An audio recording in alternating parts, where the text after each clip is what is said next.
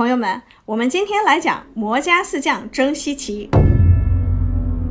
上两集我们说到黄天虎如有神助的破五关，顺利来到了西岐，投奔姜子牙的反商大军。商纣王这边不会就这么轻易放过他们吧？嘿嘿，艾玛，你是一如既往的机智呀。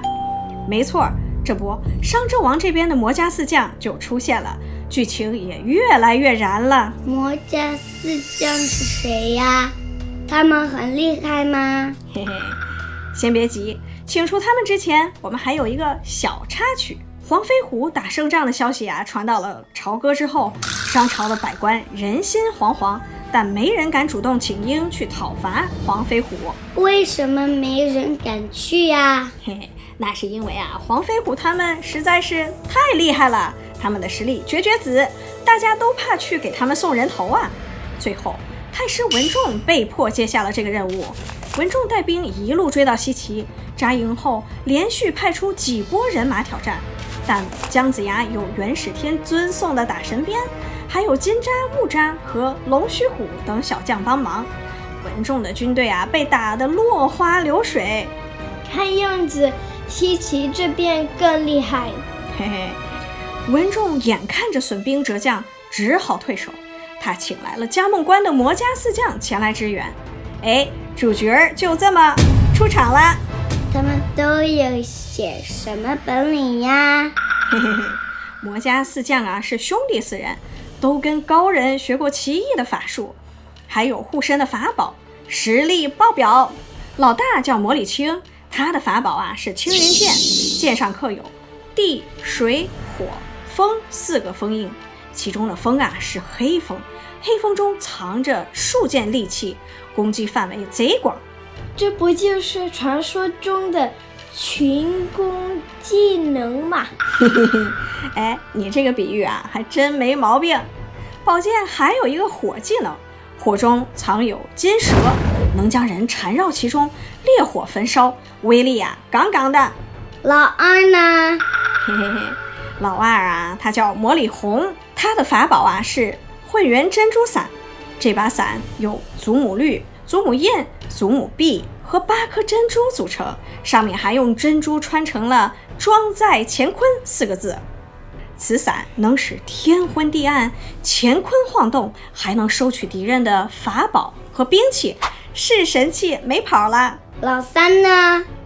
老三啊叫魔礼海，他的法宝是碧玉琵琶，琵琶上有4根弦，分别对应地、水、火、风，拨动琴弦，风骨火起，能让人头晕目眩。哇，这就是音波攻击呀！听你这总结呀，感觉像是游戏神上身了吧？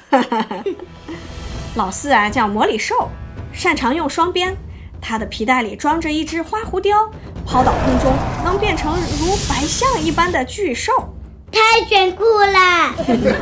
商朝上下没人敢惹他们。此时魔家四将率领大军浩浩荡荡地直奔西岐。朋友们发现了吗？我们在讲神话故事的时候啊，讲到了很多的神仙，还有他们的法宝。在中国古代神话中啊，法宝是仙人和神将们的必备神器。我们今天就来集中谈一谈中国神话中的法宝文化。在中国神话和古代文学中，法宝或称法器，是神仙、妖魔等角色所使用的具有超自然力量的器物。这些法宝啊，不仅是角色力量的象征，也是故事情节发展的关键元素。法宝的概念在中国神话中源远流长，早期神话中已有相关的描述。例如《山海经》中记载了大禹治水时使用的吸石和吸土，也称为息壤被视为早期的法宝。好奇息壤故事的朋友们呢，点击这里了解更详细的关于息壤的神话。法宝在神话故事中具有多重的作用，增强角色能力。法宝赋予角色超凡的力量，例如哪吒的风火轮和混天绫，使其在战斗中占据优势，推动情节发展。许多神话故事围绕法宝的战争、丢失或使用展开，成为情节发展的核心。象征意义，法宝常常象征特定的力量或者是属性，如太上老君的金刚镯象征着无坚不摧的力量。法宝啊，在中国神话中的重要性不可忽视，它们不仅丰富了故事的想象力，也反映了古人对自然力量的理解和对超自然力量的追求。黄飞虎啊，收到了急报后啊，把魔家四将有秘传法宝的事情详细的告诉了姜子牙。姜子牙召集将领们说，魔家四将不好对付，大家一定要小心他们的法宝。等魔家四将到了城下呀，姜子牙已经整顿好了将士，准备出城迎战。魔家四将看到对面的阵容，发现姜子牙骑着四不像，哪吒、金吒、木吒等将领气势汹汹，将士们个个斗志昂扬，战斗一触即发。魔礼青首先出战，祭出了青云剑，一阵黑风卷起啊，刀剑如雨般的袭来。哪吒见状，挥动乾坤圈抵挡，但魔力红的混元珍珠伞一出，直接把哪吒的乾坤圈给收走了。啊，法宝还能被抢？哈哈，是呀。金吒上前帮忙啊，他抛出了之前用来捆哪吒的遁龙桩，想说这个法宝可厉害了吧？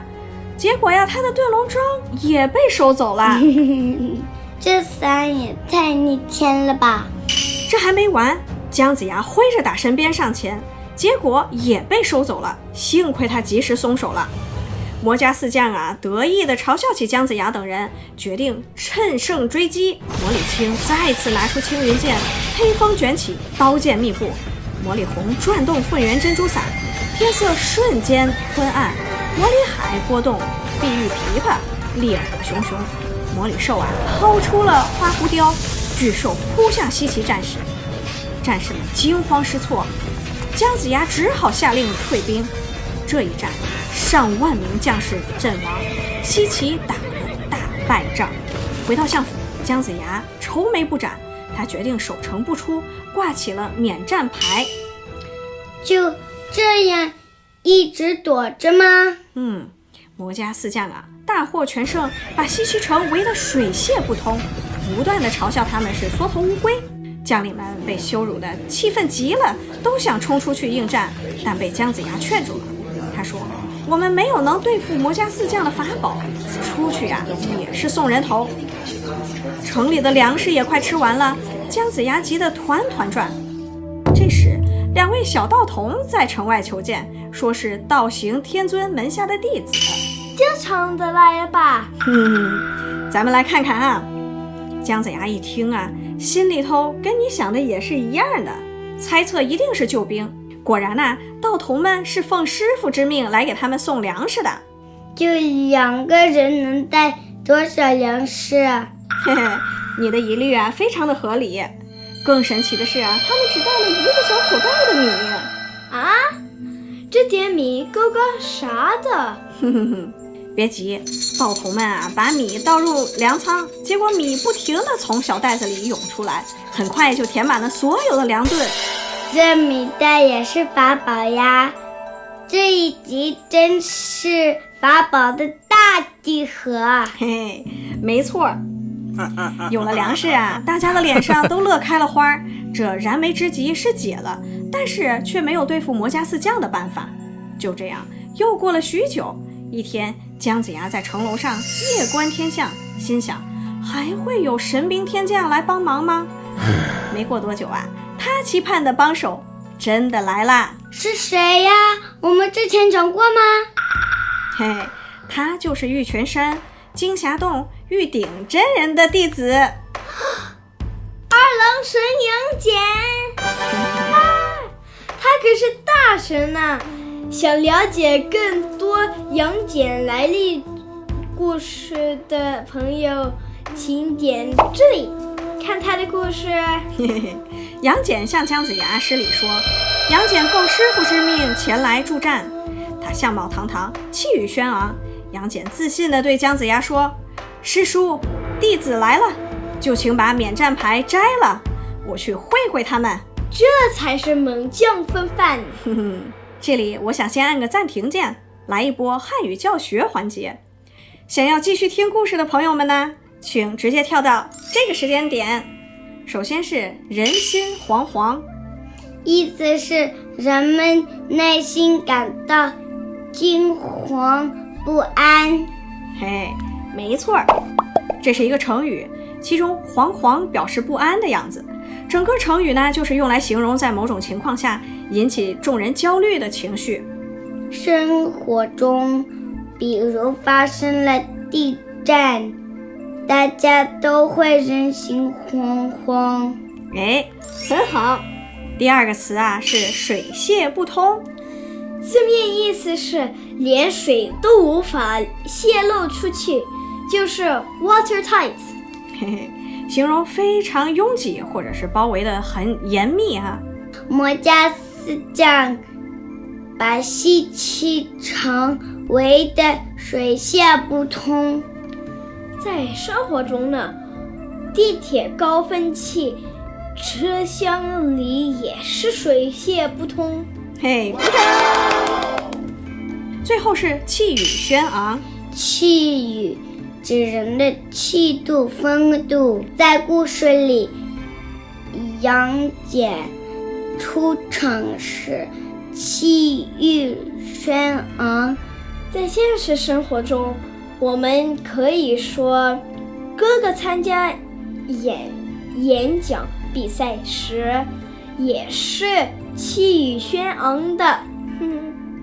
给你们俩狠狠点赞。于是啊，杨戬出战，哪吒在他身后压阵。魔家四将看到西岐城的免战牌被摘了，立即领兵到城下挑战。刚一交战，魔家四将就将杨戬团团围住。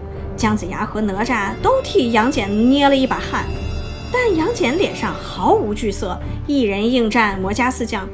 这时，楚州的押粮官马成龙正巧押运粮草来到了西岐城。他看见杨戬被围，高喊一声：“4个打1个，算什么好汉？”然后挥舞着双刀冲过去协助杨戬。魔里兽大怒，从皮带中取出了花狐雕，抛到空中。花狐雕瞬间变成巨兽，将马成龙一口吞下。不好！